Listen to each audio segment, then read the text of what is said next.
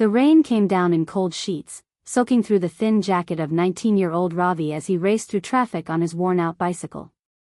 The food delivery app pinged again, another order, another block to ride. His stomach growled, empty since yesterday. But he didn't stop. He couldn't afford to. Ravi had dreams, ones that stretched far beyond the narrow alleyways of the slum he called home. But dreams didn't pay rent or buy medicine for his ailing mother. So, day after day, he pedaled. Through storms, hunger, and exhaustion, Ravi delivered meals he couldn't afford to eat himself. On this particular night, the storm was merciless. His hands were numb, his tires slid on the slick roads, and the flimsy delivery box strapped to his back barely stayed shut. As he stopped outside a dimly lit apartment building, he glanced at the bag of biryani. The smell tempted him painfully. But he knocked on the door. There was no answer. He waited. Then called the number listed on the app. A faint voice finally answered, trembling and unsure. Hello? I'm sorry, I can't come to the door.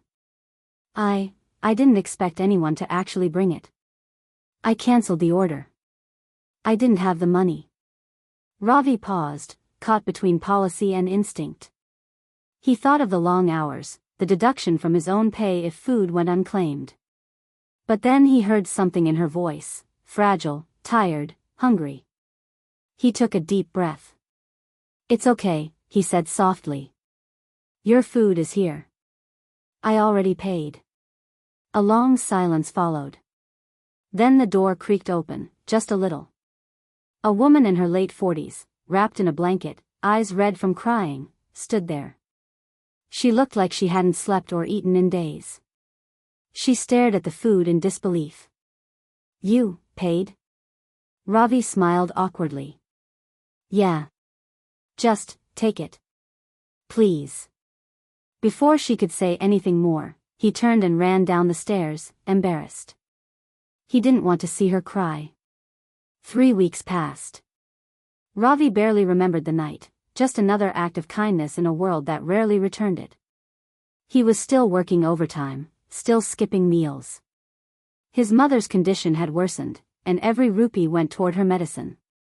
One morning, as he waited outside a restaurant for his next order, a sleek black car pulled up beside him. A driver stepped out and handed him a sealed envelope with his name on it. From Ms. Anna Matthews, he said. She said you'd understand. Ravi opened it, confused.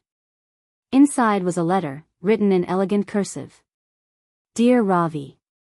You gave me food when I had nothing, not just on my table, but in my soul. That night, I was ready to give up.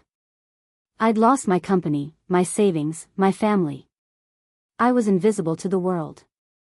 But your act of kindness reminded me that there is still good in humanity.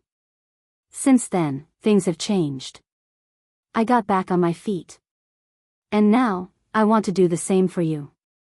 Please come to the address below.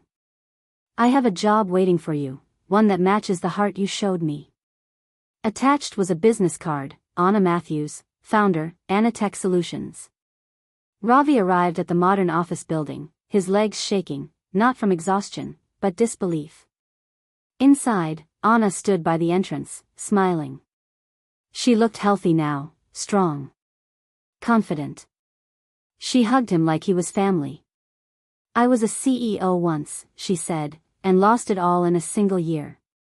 Depression nearly killed me. But your kindness, it brought me back. She handed him a contract, full-time employment. Not as a delivery boy, but as a logistics assistant.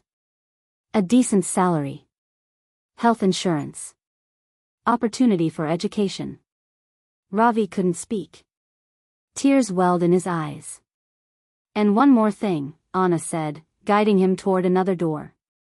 Your mother, she'll be treated by the best doctors. My treat. That night, Ravi sat beside his mother's hospital bed, holding her hand. She looked at him, puzzled. You look different, Beta. Like, something changed. He smiled through the tears. I just gave someone food, Ma. That's all. In a world full of noise, sometimes the quietest acts echo the loudest. One meal. One moment of selflessness. That's all it took to change 2 lives. Because when you give with a pure heart, the world finds a way to give back. No act of kindness is ever truly small.